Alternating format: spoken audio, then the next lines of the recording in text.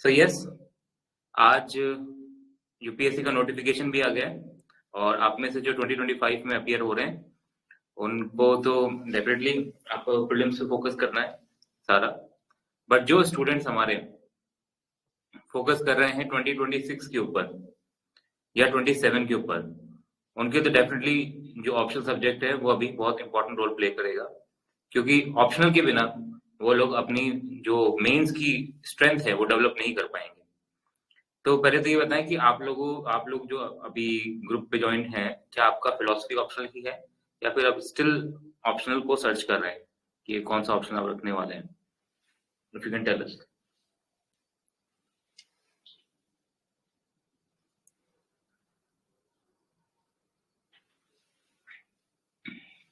Yes,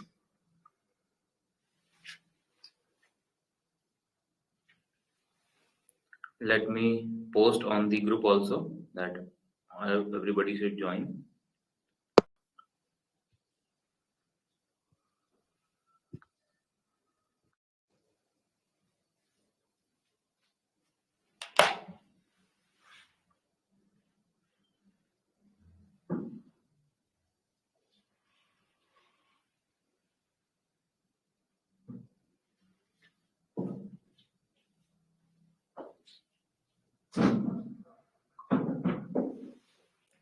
Yes, so I'm unmuting everyone, each and every one of you. So if you want to say anything, you can say. This particular session is on optional subject, and this will be useful to everybody who is targeting for 2026 and even for 2025. अगर आपके कोई doubts हैं option से related और आपको लग रहा है कि अभी जो मेरे पास 1 से 2 महीने का समय है, इसके अंदर मैं अपने ऑप्शन सब्जेक्ट को कैसे प्रिपेयर कर सकता हूँ, तो उससे रिलेटेड भी अगर आप कुछ पूछना चाहते हैं तो आप पूछ सकते हैं। ये फ्री Q&A सेशन है आज।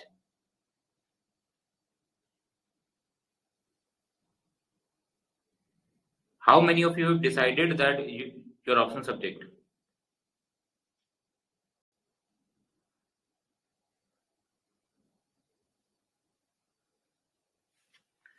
You can unmute yourself.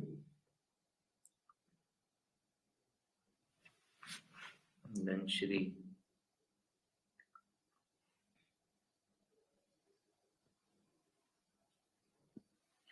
तो ठीक है, आप में से जब आप बोलना चाहें बोल सकते हैं। आपको स्क्रीन शेयर करके हम लेके जाते हैं आज के नोटिफिकेशन के ऊपर और उसके थ्रू देखते हैं हमारे फिलोसफी के सिलेबस को।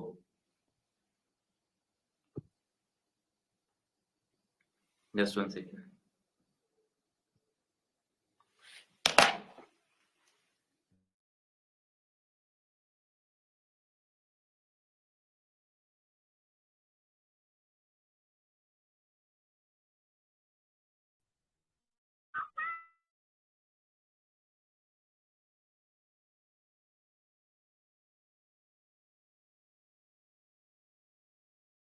So yes, we are going to the screen to visit the yes. Good evening, sir. Good evening. Good evening. Just 1 minute आपके लिए। ये आज अपना नोटिफिकेशन है यूपीएससी का और स्क्रीन विजिबल है आप लोगों को?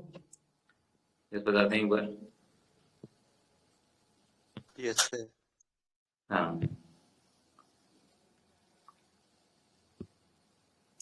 तो आज ये नोटिफिकेशन आ चुका है।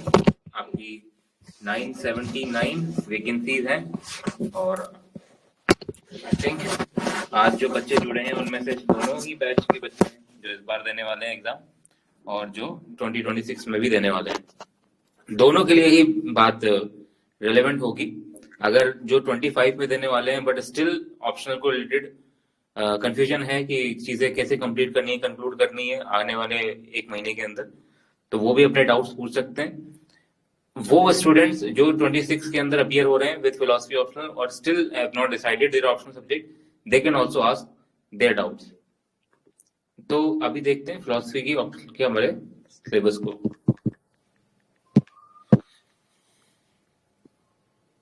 यस,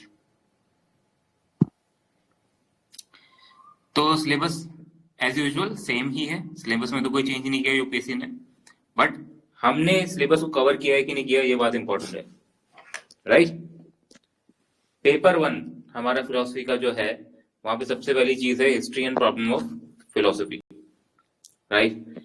यहाँ पे 11 टॉपिक्स हैं, 11 ब्रॉड टॉपिक्स जो वेस्टर्न फिलोसफी के हैं, वेस्टर्न फिलोसफी। और पूरी वेस्टर्न फिलोसफी आप देखोगे प्लेटो से लेके स्ट्रॉसन तक, जो लास्ट हमारे फिलोसफर है, ये पूरी एक लिंक के थ्रू चल रही है। मतलब जो आर्ग्यूमेंट्स और जो प्रश्न प्लेटो, अरिस्टोटल या उनसे पहले के फिलोसफर्स ने उठाए थे, उन सब का जवाब स्ट्रॉसन तक के फिलोसफर दे रहे हैं। और आज भी वो क्वेश्चंस जारी हैं फिलोसफी के अंदर, क्योंकि फिलोसफी को तो हम कहते ही हैं, it is the unending quest for knowledge. Philosophy का मतलब ये होता है कि एक क्वेस्ट है कि हमको नॉलेज प्राप्त करनी है। तो प्लेटो ने भी अपने तरफ से नॉलेज प्राप्त करने की कोशिश करी थी वर्ल्ड के रिगार्डिंग, कि वर्ल्ड किस चीज का बना हुआ है, ये वर्ल्ड की रियलिटी क्या है, और उसी चीज की रियलिटी की जो एक्सप्लेनेशन है वो स्ट्रॉसन तक के लोग दे रहे थे। तो यहाँ तक पूरी फिलोसफी का सिलेबस चलता है आर्ग्यूमेंट्स की बेसिस पे, राइट। उसके बाद आता है अपना ये इंडियन फिलोसफी वाला पार्ट। तो यहाँ पे अपने आ जाते हैं 9 टॉपिक्स टोटल। इसके अंदर जो चारवाक है, जो हेडोनिस्ट स्कूल है हमारे यहाँ पे, जैनिज्म, बुद्धिज्म, न्याय वैशेषिक, सांख्य, योग, मीमांस, वेदांत और अरबिंदो। तो इंडियन फिलोसफी और वेस्टर्न फिलोसफी मिलके पेपर 1 हमारा कंप्लीट करते हैं। जिस स्टूडेंट ने पेपर 1 पे अच्छी कमांड रखी है, उसके लिए फिलोसफी ऑफ रिलीजन तो वैसे ही एक केक वॉक है, कुछ भी नहीं है उसके लिए फिलोसफी रिलीजन। क्योंकि फिलोसफी ऑफ रिलीजन का मोस्ट पार्ट जो सोल की बात कर रहा है, गॉड की बात कर रहा है, और रिलीजन की बात कर रहा है, ठीक है, फेथ की बात कर रहा है, ये मोस्ट बातें पेपर 1 के अंदर हो जाती हैं। रिलीजियस एक्सपीरियंस वगैरह जो मोस्ट चीजें, रिलीजन विदाउट गॉड, ये सारी बातें पेपर 1 में सारी बातें हो जाती हैं, बसता नहीं है उसके अंदर, ठीक है। तो बहुत कम ही पढ़ना पड़ता है उसको पेपर 2 में फिलोसफी रिलीजन के अंदर, स्पेसिफिक टॉपिक पढ़ने पड़ते हैं। फिर आता है हमारा पेपर 2 का सोशियो पॉलिटिकल फिलोसफी, जो कि सोशल फिलोसफी और पॉलिटिकल फिलोसफी, ठीक है, इससे मिलके बना है। स्टार्टिंग के जो टॉपिक्स है हमारे, ये हैं पॉलिटिकल फिलोसफी के, कि social and political ideals, equality क्या होती है, जस्टिस, लिबर्टी वगैरह, right, sovereignty, individual and state, यहाँ पे हम basic topics like rights, duty and accountability जो हम एथिक्स में पढ़ते हैं वो यहाँ पे डिस्कस करते हैं। Forms of government, monarchy, theocracy, democracy, ये बहुत इजी से टॉपिक्स हैं जो हम जनरली सुनते हैं, वही है इसमें। ऐसी पॉलिटिकल आइडियोलॉजीज जो हमारे पेपर 1 में भी दी हुई है, मतलब जनरल स्टडीज पेपर 1 में भी आप देखोगे सोशलिज्म मेंशन्ड है, मार्क्सिज्म मेंशन्ड है, ठीक है, तो वो भी यहाँ पे मेंशन्ड है चीजें। ह्यूमनिज्म, सेकुलरिज्म, मल्टीकल्चरलिज्म, कुछ ऐसे वर्ड्स हैं जो हमारे प्रीएम्बल के अंदर मेंशन्ड है, वो यहाँ पे यू विल फाइंड देम। तो बहुत बेसिक से है, जीएस से कोरिलेट करती हैं, काफी एग्जांपल्स, बहुत सारे आर्ग्यूमेंट्स, बट हाँ फिलोसॉफिकल टच जिस बच्चे ने दिया इसको, उसी की मार्क्स आते हैं। जनरल बातें लिखने पे मार्क्स नहीं आते कभी भी, क्योंकि ऑप्शनल सब्जेक्ट का मतलब ही होता है कि आपको स्पेसिफिक राइटिंग करनी पड़ेगी। उस ऑप्शनल सब्जेक्ट के जो कोर कीवर्ड्स हैं, कोर आर्ग्यूमेंट्स हैं, कोर लिमिटेशंस हैं उस पर्टिकुलर फिलोसफर की या उस व्यू की, अगर आपके आंसर्स में नहीं आ रही तो मार्क्स तो नहीं देंगे वो लोग, यूपीएससी वाले, ठीक है। बट इसको करना बहुत आसान है, क्योंकि सारे आर्ग्यूमेंट्स फिक्स्ड हैं। आर्ग्यूमेंट्स में ऐसा नहीं है कि इस कोचिंग के आर्ग्यूमेंट्स अलग है, उस कोचिंग के आर्ग्यूमेंट्स अलग। आर्ग्यूमेंट्स फिलोसफर ने दिए, कोचिंग वालों ने नहीं दिए, ठीक है। तो जिसके आर्ग्यूमेंट्स फिक्स हो गए वो डेफिनेटली मार्क्स बना देगा, ये चीज होती है। तो फिलोसफी के अंदर चीजें बहुत फिक्स होती हैं इस सेंस में, हाँ। बट आंसर राइटिंग में जब हम करते हैं ना क्वेश्चंस की, तब हमको चीजों को मोल्ड करना पड़ता है अकॉर्डिंग टू दी सिचुएशन, कि इस सिचुएशन पे मुझे कौन से पॉइंट्स प्रायोरिटाइज करने, लैंग्वेज को कैसे ट्विस्ट करना है कि क्वेश्चन को एड्रेस करते करते मैं बात वही कहूं जो फिलोसफर्स ने कही है, सेम चीज। तो आप में से जो लोग हैं जिन्होंने फिलोसफी ऑप्शनल प्रिपेयर किया हुआ है, वो तो डेफिनेटली इन चीजों को पढ़ चुके हैं। बट जो ऑप्शनल सब्जेक्ट अभी लेना चाह रहे हैं, अगर उनमें से कोई कुछ पूछना चाहे तो इस पे पूछ सकते हैं हमसे, उनके कोई डाउट हो, मैं एक बार सबको अनम्यूट भी कर देता हूँ वापस से, जितने भी स्टूडेंट्स हैं उनको अनम्यूट कर देते हैं।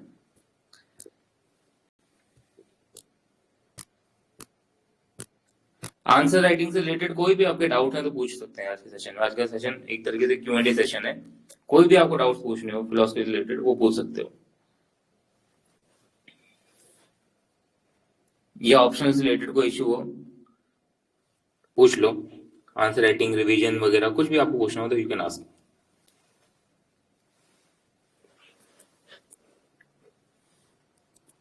तो आई थिंक सब अनम्यूट तो हो चुके हैं, जिसको पूछना होगा वो पूछ सकता है। ठीक है, तो फिलोसफी और रिलीजन पेपर 2 हो गया हमारा यहाँ पे, और ये पेपर 1 है, Indian and western philosophy, right. अब जब फिलोसफी हम कवर करते हैं तो अब उन बच्चों को बता रहे हैं जो समझना चाह रहे हैं चीजों को, कि फिलोसफी को जब भी हम कवर करते हैं ना तो हमेशा स्टार्टिंग हम करते हैं एक है ना अवेयरनेस से, कि भाई सब्जेक्ट क्या है, पहले तो इसके बारे में हम अवेयर होते हैं। ये सब्जेक्ट क्या है, मतलब इसमें कंटेंट क्या है सब्जेक्ट का, ये सब्जेक्ट हमसे कहना क्या चाहता है, ये सब्जेक्ट है क्या चीज, इससे हमें अवेयरनेस हमारी आती है, जो हमारी फर्स्ट रीडिंग होती है सब्जेक्ट से। तो फर्स्ट रीडिंग में आप ज्यादा समझदारी पे मत जाना। बहुत बड़ी गलती ये बच्चे करते हैं कि पहली रीडिंग में चाहते हैं कि उनको पूरा सब्जेक्ट समझ में आ जाए, ऐसा कभी नहीं होता। फर्स्ट रीडिंग होती है अपने आप को अक्वेंट करने से के लिए वो सब्जेक्ट से। तो फर्स्ट रीडिंग में हमेशा you will be aware of the content, you will be having a cursory understanding of what is going on. Second reading जो होगी ना आपकी, वहां पे the things will start making more sense to you, ज्यादा sense बनाएंगी चीजें, क्योंकि फिर आप जो आपने पढ़ा है लास्ट टाइम उसके बीच में जो आप चीजें मिस कर गए थे या ओवरलुक कर गए थे, वो चीजें भी आप इस बार पढ़ पाओगे, क्योंकि डेफिनेटली पिछली बार तो आपने बहुत ऊपर से पढ़ा था, कई वर्ड्स भी आपको याद नहीं है, समझ नहीं है, तो इस बार आप कोशिश करोगे कि वो वर्ड्स भी आपको समझ में आए। फिलोसफी के अंदर सबसे बड़ी बात आती है कीवर्ड्स की, ठीक है। हर एक कीवर्ड का स्पेसिफिक मीनिंग होता है। अगर आंसर्स में हम उस कीवर्ड को उसके कॉन्टेक्स्ट में इस्तेमाल कर रहे हैं तभी मार्क्स मिलते हैं, जनरली ऐसे इस्तेमाल करोगे तो मार्क्स नहीं मिलेंगे, क्योंकि फिलोसफी की एक स्पेसिफिक लैंग्वेज होती है, ठीक है। सिर्फ फिलोसफी की नहीं, आप देखोगे किसी भी डिसिप्लिन की अपनी एक लैंग्वेज होती है। PSIR का बच्चा वो PSIR की टर्मिनोलॉजी इस्तेमाल करेगा, स्पेसिफिकली करेगा तो मिलेंगे मार्क्स, नहीं मिलेंगे। सोशियोलॉजी का स्टूडेंट सेम, एंथ्रोपोलॉजी हो, मेडिकल साइंस हो, कोई सी भी सब्जेक्ट हो, उस पर्टिकुलर सब्जेक्ट की कीवर्ड्स लैंग्वेज वो सेम, वो डिस्टिंक्ट होती है, वो यूनिक होती है, तो वो आनी चाहिए अपने आंसर्स के अंदर। तो सेकंड जो आपकी रीडिंग होगी, आप उन कीवर्ड से भी अवेयर होंगे जो कि बहुत इंपॉर्टेंट है और जो हमसे अपने आंसर्स में यूज होनी चाहिए, हमारी अंडरस्टैंडिंग उन पर अच्छी होनी चाहिए। थर्ड रीडिंग जो होती है उसमें चीजें लिंक कर पाते हो आप, लिंकेज बिटवीन डिफरेंट फिलोसफर की, हाँ ये अच्छा ये कह रहा था पहले फिलोसफर, इसलिए इसने ये आर्ग्यूमेंट दिया इसके खिलाफ, तो वो लिंकेज हो पाता है आपका। पहले तो आपने सिर्फ पढ़ लिया कि भाई प्लेटो ने ये बोला, एरिस्टोटल ने ये बोला, अरिस्टोटल ने प्लेटो के खिलाफ ये बोला, बट ऐसा क्यों बोला, क्या लॉजिकल रीजन था उसके पीछे, क्या रैशनल था उसका, बहुत मतलब उसका एक जेन्युइन रीजन क्या था उस आर्ग्यूमेंट को देने का, वो आपको लिंकेजेस समझ में आने लगेंगे। सिर्फ इनके बीच में ही नहीं, इनके बीच में भी, कि भाई ये जो बातें कर रहे थे उनका इम्पैक्ट इनकी बातों पे भी था, और यहां तक कि इंडियन और वेस्टर्न पे भी आप लोग कंपेयर कर पाओगे उन चीजों को जब आप थर्ड और फोर्थ रीडिंग करोगे। तो कम से कम फोर्थ रीडिंग चाहिए, 4 रीडिंग चाहिए आपको सब्जेक्ट से एक अंडरस्टैंडिंग डेवलप करने के लिए सब्जेक्ट की। ये भी तब जब आपने सब्जेक्ट को एक बार समझ लिया है। अगर आपको सब्जेक्ट की रीडिंग ही नहीं कर पा रहे हो खुद से, आपको लग रहा है कि सब्जेक्ट की जो लैंग्वेज है वो मुझे समझ में नहीं आ रही, तब तो डेफिनेटली आपको किसी ना किसी गाइड की जरूरत है, तब आप चीजें अपने आप नहीं कर पाओगे। और अगर लेट्स से आपको कोई बैकग्राउंड है फिलोसफी के अंदर, आपको लगता है कि नहीं मैं अपने आप ही फिलोसफी पढ़ सकता हूँ, तो उस केस में आपको क्या करना है, आपको कम से कम 3 रीडिंग लगानी है, उसके बाद अपने आप को इस काबिल मानना है कि हाँ अब मैं क्वेश्चंस देख सकता हूँ, अब now questions will make sense to me. क्योंकि फिलोसफी कोई जनरल पेपर तो है नहीं, टेक्निकल सब्जेक्ट है, बल्कि बहुत ज्यादा टेक्निकल है पेपर 1, तो वहां के क्वेश्चन आपको समझ में नहीं आएंगे अगर आपने चीजें बहुत लिंकेज में समझी नहीं है तो आपको सेंस ही नहीं बना पाओगे उन क्वेश्चन का। तो जब आप फोर्स रीडिंग कर लो, फोर्स रीडिंग पे आ जाओ, तब क्वेश्चन देखना आप, तब फिलोसफी के अंदर तो स्पेशली तब देखना, then question will make more sense to you. उसके बाद आप क्वेश्चन की फिर आप आओ आंसर राइटिंग के ऊपर, आंसर राइटिंग वाले पार्ट पे। जब आपने 4 रीडिंग कर ली हो फिर आता है आंसर राइटिंग पे। पहले दिन से आंसर राइटिंग मत करना कभी भी। पहले दिन से आंसर राइटिंग का मतलब ये हो गया कि जो लिखा हुआ है कॉपी में, जो किताब में लिखा है वही आप चिपका दोगे अपने आंसर्स में, कोई आपका सेंस नहीं बन पाएगा। आंसर राइटिंग का सेंस ही तब निकलता है जब हमको मेंटल लेवल पे क्लैरिटी आ गई हो। जब तक मेंटल आंसर राइटिंग नहीं कर सकते ना, तब तक फिजिकल आंसर राइटिंग भी मत करना। मेंटल आंसर राइटिंग का मतलब ये होता है कि माइंड के लेवल पे आप प्रॉपरली इस क्वेश्चन को कॉम्प्रिहेंड कर पा रहे हो कि अच्छा ये क्वेश्चन ये पूछ रहा है, मुझे इस क्वेश्चन को इस तरीके से क्रैक करना है, इंट्रो के अंदर, बॉडी के अंदर और कंक्लूजन के अंदर। चाहे से आप पूरी वर्ड टू वर्ड नहीं बोल रहे दिमाग के अंदर, बट आपको कीवर्ड्स पॉप इन कर रहे हैं आपके दिमाग में कि यार इंट्रो के अंदर ये जो मैं डिफाइन करूंगा ना, तो मेरे ये कीवर्ड्स पॉप इन होंगे, मेरे ये लिखे जाएंगे। बॉडी के अंदर मैं इस क्वेश्चन को इतने पार्ट्स में तोड़ूंगा। कंक्लूजन में मेरे 2 कीवर्ड्स स्पेशली आएंगे, कोई कोट ऐसा आएगा जो मेरे आंसर को एक्स फैक्टर दे देगा मेरे आंसर। तो मेंटल लेवल पे जब तक ये नहीं कर पा रहे ना, तो फिजिकल आंसर राइटिंग से को मतलब नहीं निकलेगा। फिजिकल आंसर राइटिंग कुछ नहीं होगा, आप सिर्फ एक जगह से चीजें देख के दूसरी जगह चिपका दोगे और वो कहीं भी हेल्पफुल नहीं होती। आज भी मेरे साथ वो स्टूडेंट्स हैं जो बहुत साल पहले हमने पढ़ाए थे और उनके आज तक एग्जाम नहीं निकले। तो उन्होंने गलती क्या करी, किताब लेंगे, किताब से आंसर लिखेंगे, या फिर कोई कहीं से मॉडल आंसर लिया उसके कीवर्ड देख के आंसर लिखते हैं। अरे इससे थोड़ी ना आपको भला होने वाला।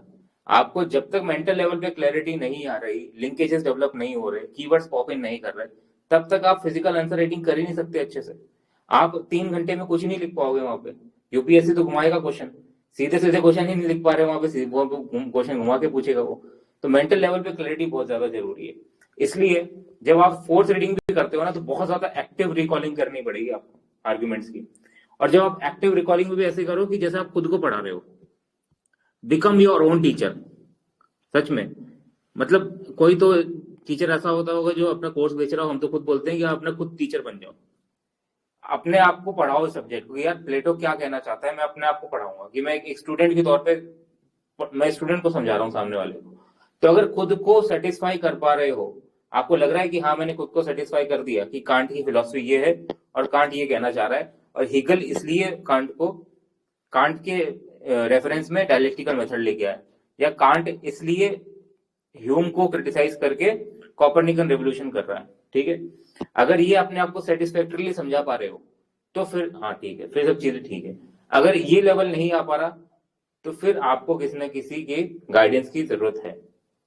ठीक है, तो जो बच्चे 2026 में प्रिपेयर कर रहे हैं उनके लिए तो हम लोग बहुत ही अफोर्डेबल बैच लेके आ रहे हैं 6999 के अंदर, जिसमें हम फाउंडेशन क्लास,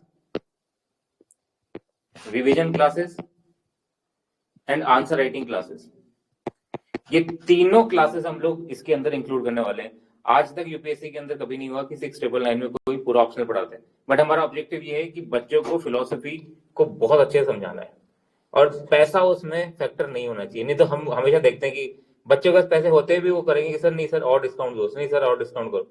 हमने तो इतना लो कर दिया प्राइस कि पैसे की बात ही नहीं होती है।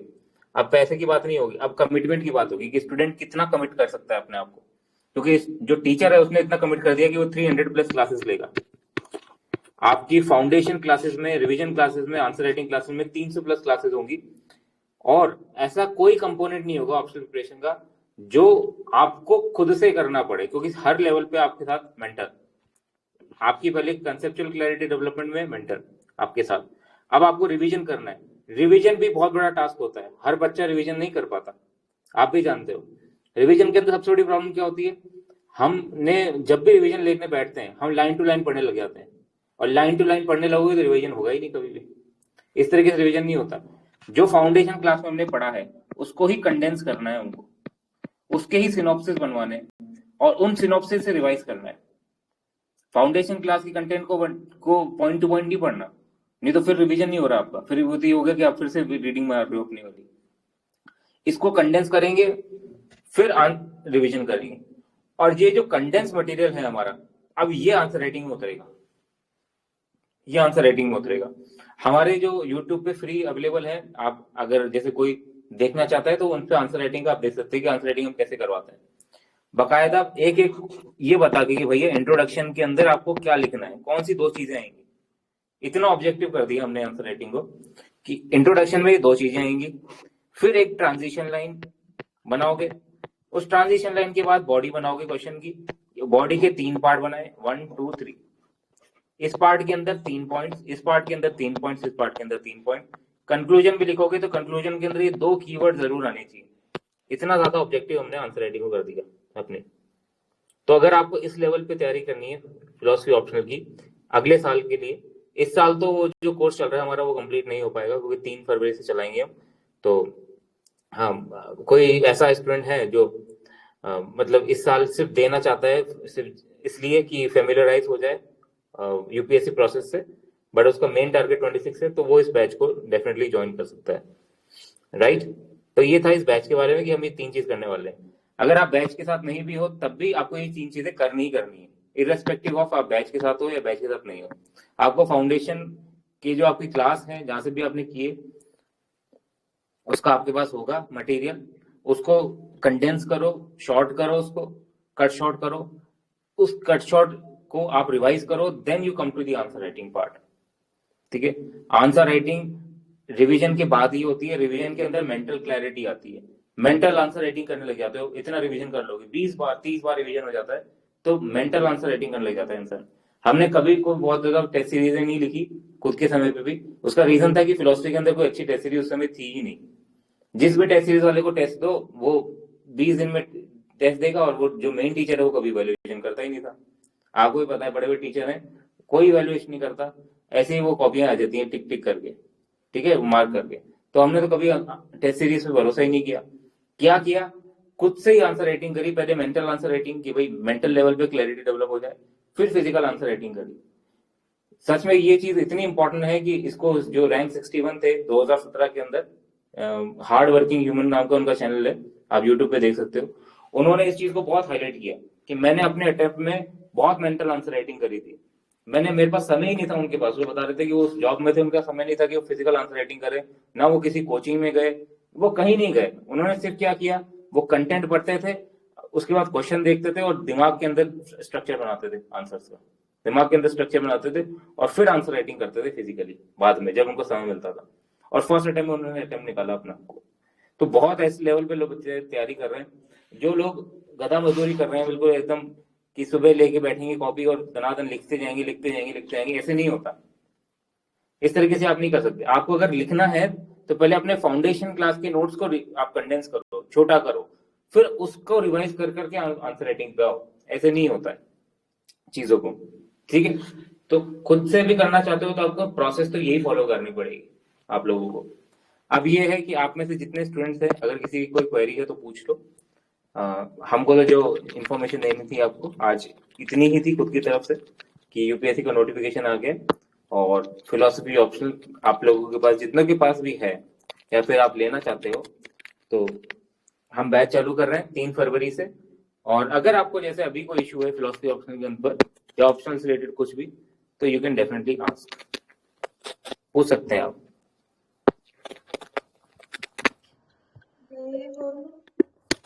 हाँ पूछिए।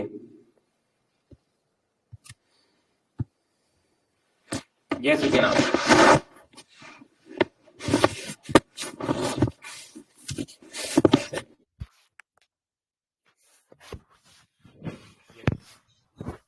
हेलो सर, मैं पूछ सकता हूँ? जी जी पूछ सकते हैं।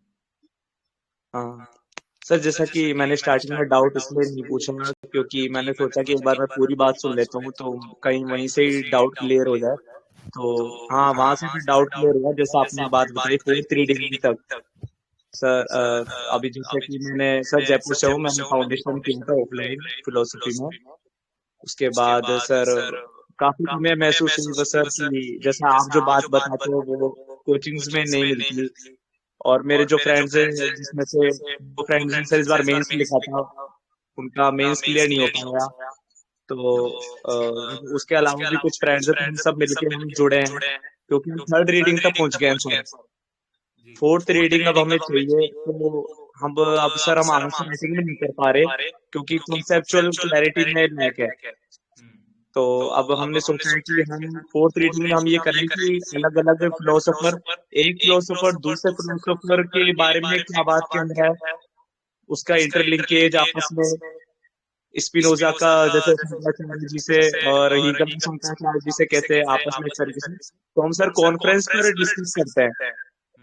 तो हम इससे क्या करें सर, वही आप जैसे बता रहे हो ब्रेन स्टॉर्मिंग, तो हम वह कर रहे हैं क्योंकि हमसे सर आंसर राइटिंग नहीं हो रही है। तो ऐसा कोई इशू नहीं है कि सर वही पहले एक बार मेंटल स्टॉर्मिंग कर लें। हाँ, ब्रेन स्टॉर्मिंग करो आप। ब्रेन स्टॉर्मिंग करने से बहुत हेल्प होती है। अगर आपके पास फ्रेंड्स हैं जिनके पास फिलोसफी ऑप्शनल है, तो आप लोग जैसे अगर एक एक मतलब शुरुआत में तो ज़्यादा ब्रेन स्टॉर्मिंग मत करो। अगर एक दो लेवल पे रीडिंग कर चुके हो तो आप अच्छे से ब्रेन स्टॉर्मिंग कर सकते हो डेफिनेटली। जी जी जी, यस सर। ब्रेन स्टॉर्मिंग करो। ब्रेन के लेवल पे जब क्लैरिटी आती है ना, मेंटल लेवल पे क्लैरिटी, फिर आंसर राइटिंग बहुत अच्छी होती है। हाँ। आपको खुद को पता चलेगा कि यार कांट क्यों आ रहा है, कांट इतनी ज्यादा बात क्यों कर रहा है सिंथेटिक एप्रियोरी जजमेंट की। वो इसलिए बात कर रहा है क्योंकि जो ह्यूम था उसने पॉसिबिलिटी ही खत्म कर दी नॉलेज की। और कांट फिलोसफर ऑफ साइंस है, उसका ऑब्जेक्टिव ये है कि साइंस को फर्म ग्राउंड्स पे एस्टेब्लिश करना है मुझे। तो साइंस को फर्म ग्राउंड्स पे कैसे एस्टेब्लिश करेंगे? जब ये दिखाएंगे कि साइंटिफिक नॉलेज नेसेसरी है। तो वो ह्यूम से आ रहा है वो व्यक्ति, ठीक है। जी, वो तो है। हाँ, और फिर कांट ने जो गलती करी कि कांट ने इस जगत में जो the thing that it means to us, उसके अंदर तो उसने मेटाफिजिक्स में कॉम्प्रोमाइज कर दिया और उसको हीगल ने पूरा कर दिया। तो हीगल ने यही बोला कि आप बात कर रहे हो, to see the limit is to see what is beyond the limit, जी है ना। To say that this is the limit is to know what is beyond the limit. तो आप जानते थे मगर आप गए नहीं कि स्टेप। मैं जाता हूँ अपने डायलेक्टिकल मेथड से, डायलेक्टिकल लॉजिक से। हम्म तो आप देखोगे कि हीगल जो है उन्होंने एरिस्टोटल की लॉजिक को भी क्रिटिसाइज किया था कि ट्रेडिशनल लॉजिक बोलता है कि लॉ ऑफ आइडेंटिटी ए हाँ। इज ए, बट हीगल बोलता है कि नहीं, A is both A and not A, कि कॉन्ट्रडिक्शन हमेशा उसके अंदर मौजूद होता है, बीइंग के अंदर नॉन बीइंग मौजूद होता है। तो डायलेक्टिकल लॉजिक जो है वो ट्रेडिशनल लॉजिक का बहुत बड़ा क्रिटिक है। तो अगर आप ये मेंशन करते हो, जैसे यूपीएससी ने कुछ ना क्वेश्चन पूछा था कि movement is contradiction in itself, movement ही अपने आप में कॉन्ट्रडिक्शन है। तो आप इसको सोचो कि एरिस्टोटल वगैरह क्या बोलते थे। एरिस्टोटल बोलता था कि कॉन्ट्रडिक्शन का मतलब कोई भी चीज अगर लॉ वो है लॉ कोई चीज नेसेसरी है तो उसके अंदर कॉन्ट्रडिक्शन नहीं आ सकता, और कॉन्ट्रडिक्शन आ गया मतलब वो चीज गलत है। हीगल बोलता है कि कॉन्ट्रडिक्शन सबसे ज्यादा जरूरी है। Contradiction is a moving force, propelling force, जिससे चीजें आगे यस, बढ़ती बिकॉज हैं। It may lead to truth. हाँ, it leads to truth, it is a necessary stage. Yes. ये ऑब्स्ट्रक्शन नहीं है, ये नेसेसिटी है, ये नेसेसरी स्टेज है। तो ये लिंकेज अगर आप लिखते हो एरिस्टोटल जैसे कि एरिस्टोटल की लॉजिक से डायलेक्टिकल लॉजिक का कंट्रास्ट, तो ये बहुत चीजें अच्छी जाती हैं। ठीक है। और सर ये जो आपने अभी ये वाली बात बोली, ये स्टैंडर्ड बुक्स में है ना? क्या? जो अभी आपने जो समझाया है कंसेप्ट कैसे इंटरलिंकेज है। डायलेक्टिकल लॉजिक पे जो नहीं, आपको डायलेक्टिकल मेथड तो बताया था सर आपने, बट और भी इससे बियॉन्ड जाकर आपने कुछ चीजें बताई, तो मैं ये पूछना चाह रहा था स्टैंडर्ड बुक्स में है ना सर ये? हाँ हाँ, ये चीजें स्टैंडर्ड, अगर आप देखोगे डायलेक्टिकल लॉजिक पे थोड़ा सर्च करोगे गूगल पे, तो आपको ये चीजें मिलेंगी कि एरिस्टोटेलियन लॉजिक और डायलेक्टिकल लॉजिक में डिफरेंसेस क्या हम्म। है। हाँ, और हीगल ने और ट्रेडिशनल लॉजिक को पहले क्रिटिसाइज किया है। उसने बताया कि ट्रेडिशनल लॉजिक की कमियां क्या थी। ट्रेडिशनल लॉजिक बोलता था law of non contradiction, but Hegel बोलता है कॉन्ट्रडिक्शन इज नेसेसरी। यस। हाँ। और सर एक ये भी चीज पूछना था कि क्या आपका कोई ऐसा कोर्स है जिसमें आप आंसर राइटिंग और रिवीजन उसमें इंक्लूड करो, फाउंडेशन ना हो? क्योंकि सर आंसर मैं फाउंडेशन ऑफलाइन। ये हम करेंगे उसके अंदर, जब ये मेंस का बैच आएगा ना उसमें करेंगे। अच्छा अच्छा, उसका प्रीलिम्स, अनाउंसमेंट आ जाएगा ना? हाँ, प्रीलिम्स के बाद जो बैच आएगा उसमें रिवीजन आंसर राइटिंग होगा। जी जी, okay sir, thank you sir. हाँ। यस। और कोई कुछ पूछना चाहे तो पूछ सकते हैं।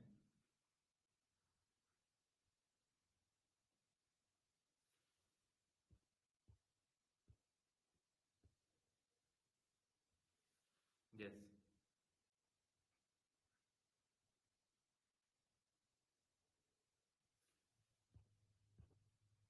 सो आप लोग जो लेट जुड़े हैं वो इस सेशन की रिकॉर्डिंग को वॉच कीजिएगा। स्टार्टिंग में हमने बहुत वही बातें डिस्कस करी बेसिक कि आज नोटिफिकेशन आया और ऑप्शनल का अपना जो प्रिपरेशन है उसके बारे में कि इस साल अपन जो स्टूडेंट प्रिपेयर कर रहे हैं उनको कैसे चीज़ें कंक्लूड करनी है। अगर वो क्वेश्चन पूछना चाहते हैं तो वो भी पूछ सकते हैं, लेकिन आज और नेक्स्ट ईयर के लिए जो देख रहे हैं उनको तो डेफिनेटली बहुत चीज़ें स्ट्रॉन्ग करनी है अपनी। तो उसके लिए हम लोग 3 फरवरी से बैच लेके आ रहे हैं अपना फिलोसफी ऑप्शनल का। और अगर आप खुद से भी प्रिपेयर करते हो तो 3 चीजें आपको फॉलो करनी है अपनी प्रिपरेशन के अंदर। अगर वो कर पा रहे हो तो किसी बैच की जरूरत नहीं है आपको, एज सिंपल एज दिस। फिर अगर आपको कोई जरूरत है तो लास्ट में शायद अपना आंसर इवेलुएट करवाना पड़ेगा, और वहां पे भी उन्हीं के पास जाना जो आंसर इवेलुएट करते हो। ऐसे नहीं जहाँ पे आंसर इवेल्युएशन कोई और कर रहा है और सिर्फ आप टेस्ट ही टेस्ट लिख रहे हो, तो उसका तो कोई सेंस नहीं बनेगा। फिर तो खुद ही लिख लेना अपने से। तो if anybody wants to ask they can ask. और पहले का जो है वो रिकॉर्डिंग अवेलेबल हो जाएगी, so you can watch that.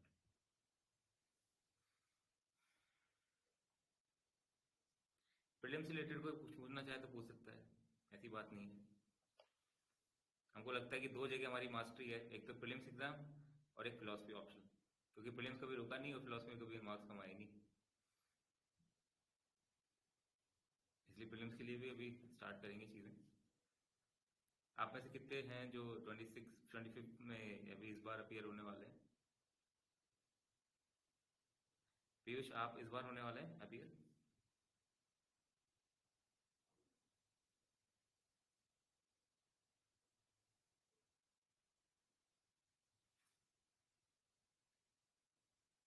अगर कोई क्वेश्चन पूछना चाहते हैं तो they can unmute yourself. हमने तो हमारी तरफ से सब अनम्यूट हैं, as far as I can see सब अनम्यूट ही हैं। यस,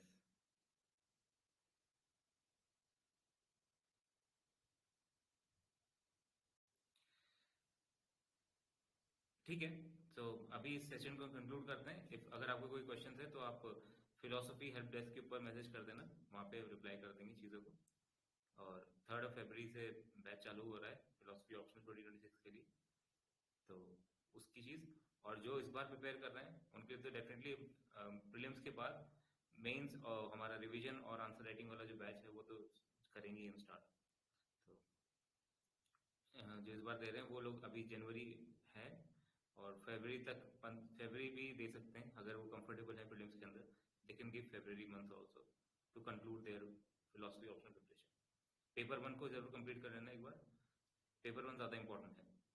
पेपर 2 को आप बाद में भी कर सकते हो विद आंसर राइटिंग वाला रिवीजन वाला पार्ट, बट पेपर 1 को तो डेफिनेटली करके जाना, क्योंकि वो बहुत कंटेंट हैवी है, वो बहुत कंसेप्ट हैवी है। तो उसका कोई पार्ट मत छोड़ देना, उसकी कोई पीवाईक्यू थीम मत छोड़ देना, बस ये बात है। अभी है समय, कर सकते हो। फिलोसफी ऑप्शन तो कर ही सकते हो 2-3 घंटे लगा के, ऐसा कुछ बात नहीं है प्रीलिम्स के साथ। So yes, now we are concluding it. If you want to ask anything philosophy help desk में मैसेज कर सकते हैं। तो you can watch the entire session और रिकॉर्डिंग अभी शेयर कर देंगे थोड़ी देर में। Okay, thank you.